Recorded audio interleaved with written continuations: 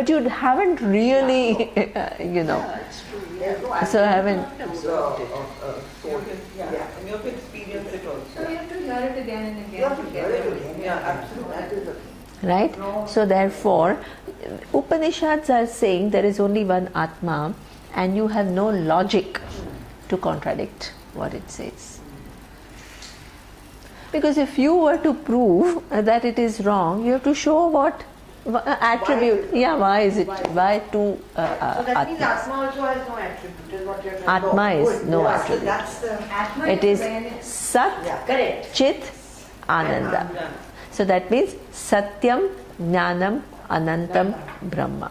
Brahma, Atma is Brahman. Brahman is big, limitlessly big. Okay. What is the nature of this limitlessly big Atma? It is, which actually what in our awareness, it's not even there. Other than physical body and mind, do you know that there is Atma? You don't even know. So that means that Sat, it is. What is the nature of that isness? It is awareness, and that Sat and Chit, that awareness has no limitation. Now, there is a second nuance to that, and that is a very important nuance, and that means you feel that you have understood what Atma is by understanding that this Atma is this awareness which is all pervading. Okay. Now, the second question is, what is the relationship of this all pervasive awareness to Sharira, to the body? What is the relationship? For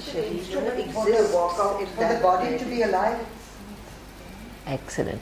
This is where we say Satya Mithya relationship. That is a dependency. Just explain that again. So I will explain it again. Right? So that means it says Ashariram Sharireshu. Ashariram means it is that awareness which is independent of the body, but what is the relationship of the body with that awareness? Dependent. It has a dependent reality. Okay? So therefore, what we did is this whole thing about you have to understand what Satya Mithya relationship. It starts with something very easy, and it starts with, let's say, now first I have to define what is Satyam, and then I have to define what is Mithya. Okay? Satyam is that which has independent existence, and Mithya is that which has a dependent existence. Okay? So now all our transaction that we do in this world, we start by taking this table as the reality. So we give it what status? Satyam. What Vedanta Shastra says, it is Mithya. How? Why is it Mithya? Because it shows us that this table is there, but it has a dependent reality. Dependent on what? Wood. If I take out the object, which is wood, show me an object called table.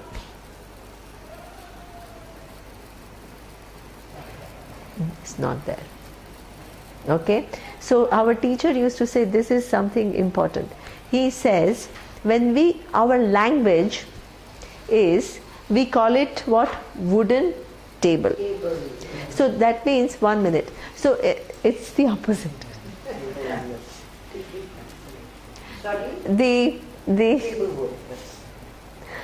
Our language is, this is wooden table.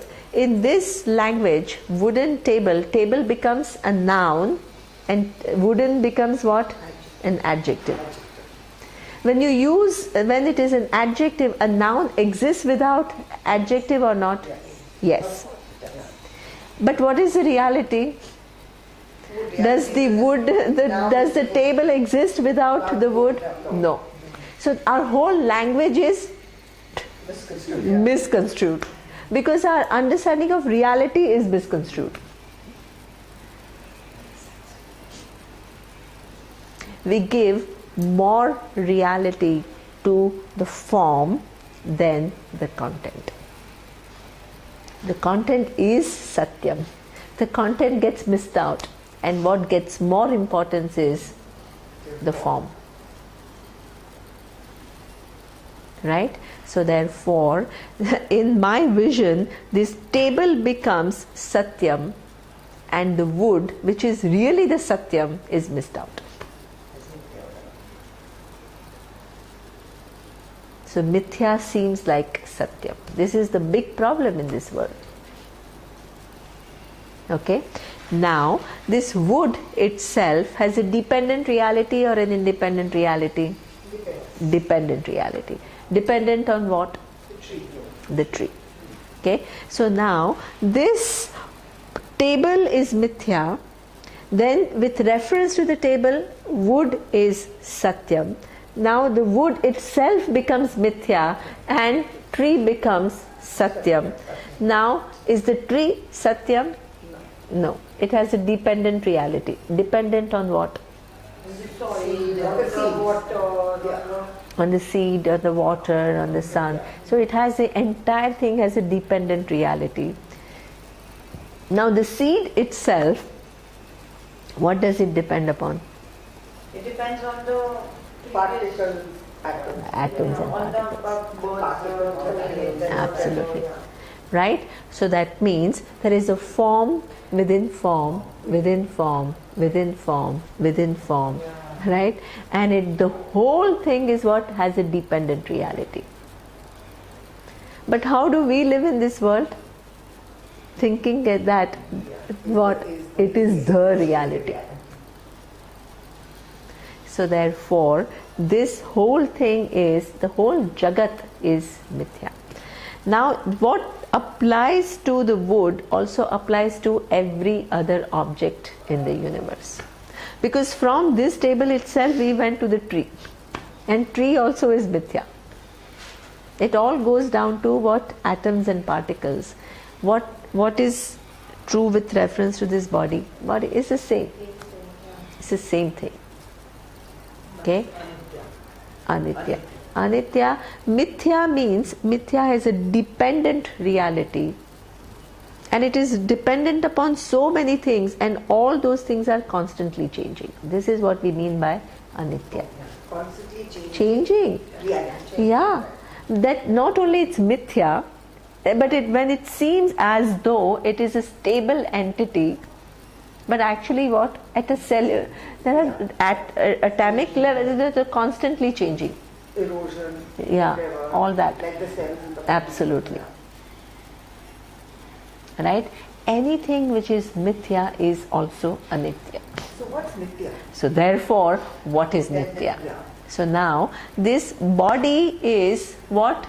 Also Mithya. Nitya. Right? It is Mithya, it has a dependent reality, dependent upon atoms and particles and all. And then, so if everything is Anitya, what is Nitya? Atma. Absolutely. So this is the thing, right? Because Atma. It is absolutely. Now, this whole thing is, what is very interesting is, how do you make that connection? It's very important. Because the connection is that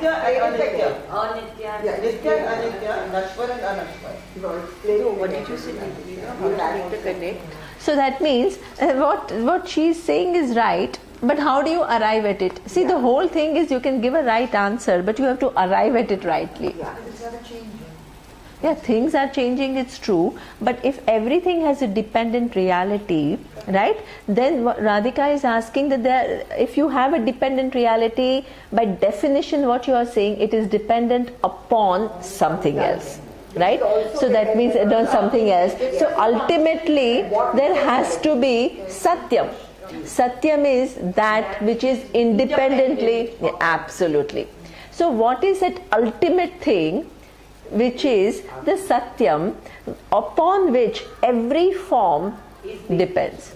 And that is what she is saying, it is Atma. That one thing which remains, which is independent of objects, and that is this awareness. It all resolves in awareness. But how do you know that? How do you know? Yeah, that is also very important. The answer is right, but you need to logically arrive at it. Because otherwise, because Shastra is saying, you are taking it. So now I have also explained to you. So now you have to explain. Are you kidding? One would be your own experiences of your life. See, your experiences of life can also be very limiting. Your experience. In your dreams and when you're awake, when you're sleeping, when your thoughts, it's always there, something like that. Consciousness and Yeah, deep subconsciousness, you're in that deep awareness in those different stages of consciousness. It's like when you get up from your sleep, something knows that you've had a good sleep. Okay, great. Now, but how do you know that the entire universe? Now, see, here we are talking about the whole universe. We are not talking about me, little me. Right? You are talking about the table collapses into atoms and particles. The trees collapse into atom and particle. Body collapses into atoms and particles. Nothing's permanent. Your body, one second, your body collapses into atoms and particles. Your body collapses into, the faraway star collapses into atoms and particles. The galaxies collapse into atoms and particles. The Milky Way, right? So that means, look at the magnitude of things. We are not just talking about, please understand, what Vedanta is saying is not some small... Galaxies and excellent. It also, as Rashna says, it also includes time and space.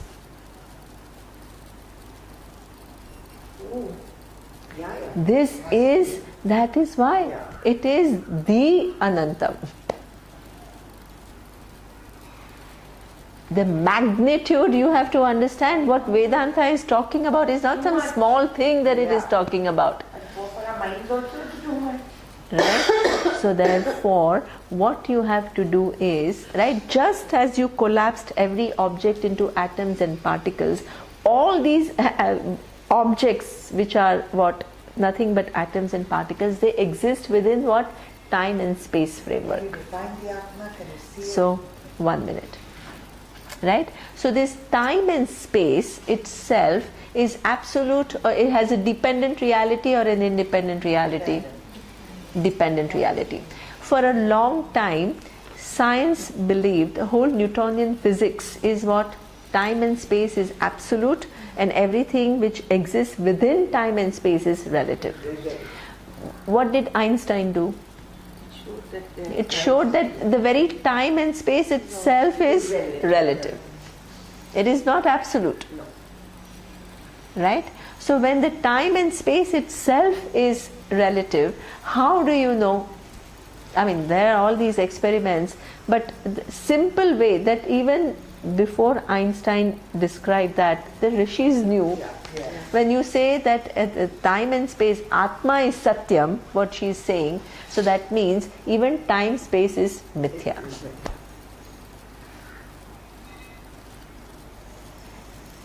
Brahma Satyam Jagat Mithya. Jagat means what? Time space object. That is called Jagat, universe. Okay? Now, there is a way, just as we broke this down and I showed you it is Mithya, it's not because Shastra says it is Mithya, it has a dependent reality. I will also show you with reference to time and space. Okay? Time. What is time? The time, sorry? Yeah, exactly. Right? Time is generally, we think about it as what? 11:30 is the class. That is what, in terms of this, that's our understanding of the time, this hour, the 11. Okay? Now 1 hour is how many, is it one real solid unit? It is what? 60 minutes. 1 minute, 60 seconds. Then 1 second. Yeah. Right? 1 second is what? Microsecond, millisecond, nanosecond. And the whole is just what? Units within units, within units, within units, within units, and what? Infinite units within units. There is one presence on which what? All these units are formed. That presence. That is Atma. Okay? Space. What is this space? Space generally, the way we define space is what? The distance between two objects. Okay, so you are in space at that point and I am in space at this point, and then what? There is a distance. What is the distance between me and Radhika? 3 feet or whatever. Right? Now, even that unit you break down again. It is what? Between, this is mathematics, right? It just collapses. That between a finite what distance, one how many points are there? Infinite. You can go on dividing and dividing and dividing. So that means time is a concept upon that presence. Space is a concept. All the objects, right? You go to quantum physics, after a point there are no real objects. They're only concepts. Any quantum physicist will tell you. That's why they listen to Vedanta with an awe. Okay? So therefore, what is now the relation? Everything we have collapsed into a concept. What is and what is the only one thing which is remaining in this whole thing, which is this awareness? Now you just have to understand what is the relationship between concept and awareness. Now we're going down every stage. Can the concept exist without awareness? No. But the awareness does not without. Satyam mithya. Ashariram sharireshu. While it is independent of the body is what? Dependent on this Atma. That's why it becomes limitless. Beautiful. Every time you hear it is, it is. Blown my mind away. Yeah. Absolutely phenomenal. Because this is our Shastra. They are not me. They are, Without telescopes and magnifying glasses. But the way she's explained This- Quantum physics, they still can't understand. Oh, maybe they're looking for the God particle. The God particle. They all look. They're still looking for the God particle. Yeah, the God particle. Now they have in France that collider, that. That's fine, that. To collide the particle and find the God. And then Ishvara's connection another time. So Ishvara's connection, yes, she keeps asking me, and it's a very important connection. Because without Ishvara, Rashna, the whole Vedanta is not complete. It's not complete. If you really want to understand Vedanta completely, you need to bring in Ishvara. Why do you need to bring in Ishvara? You need to bring in Ishvara because you have to ask this question: who created this planet? Who created? Absolute. No, not awareness. Yeah, good. Now at least I am good. Is this Satyam? Is Mithya?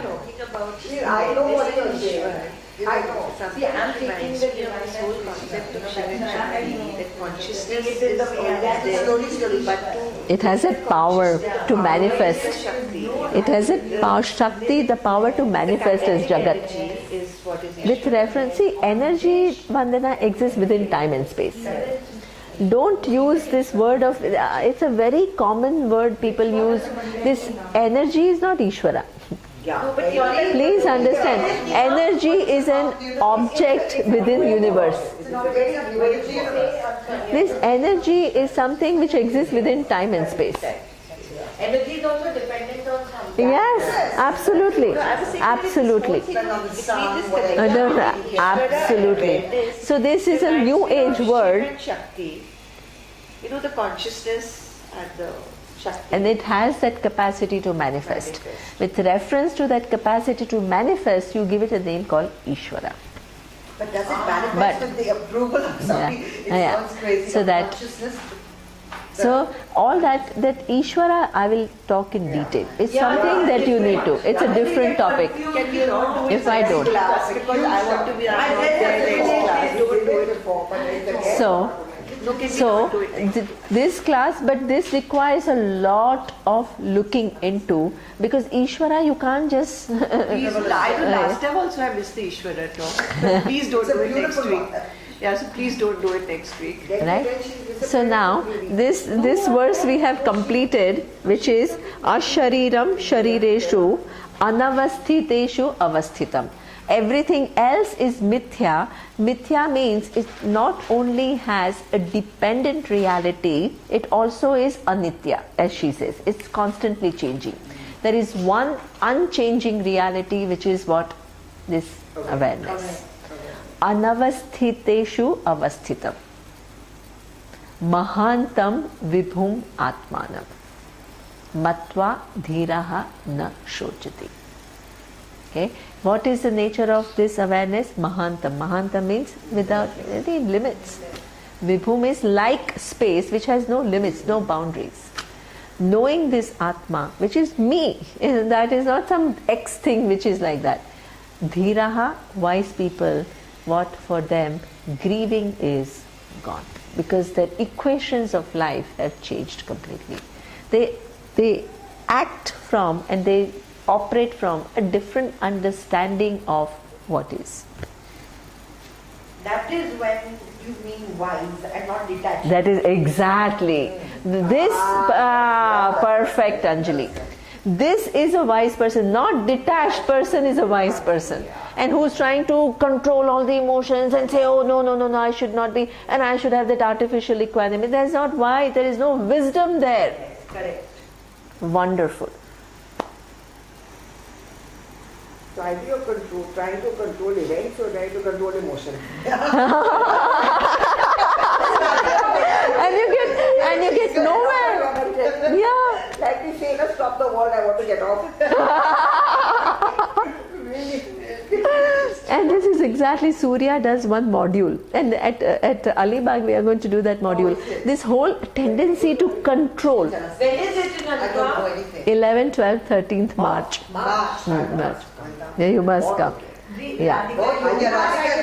It's a totally different. Where in Alibag is it chance? It will be at Avas Beach Resort. You know, Lina Mukhi. Mango.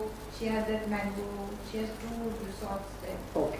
So one of the resorts will be. Yeah. Mango. You can stay at my place. And there are enough places for everyone to stay. How far is Avas Beach from Chirag? Very close. Very close. Avas is close. I don't know whether she's going to be around. I'm worried about everybody staying. I can try to then go. Dormitory will become otherwise. No, I don't know. I can offer anybody to stay. I have a house, but it is closed. But she has a house and that mango. I'll close. Yeah, I will just close. I will just close because the video is. Om Purnamadav Purnamidam Purnat Purnamudachyate Purnasya Purnamadaya Purnamevavashishyate. Om Shanti Shanti Shanti. Om Shri Gurubhyo Namaha. Harihi Om.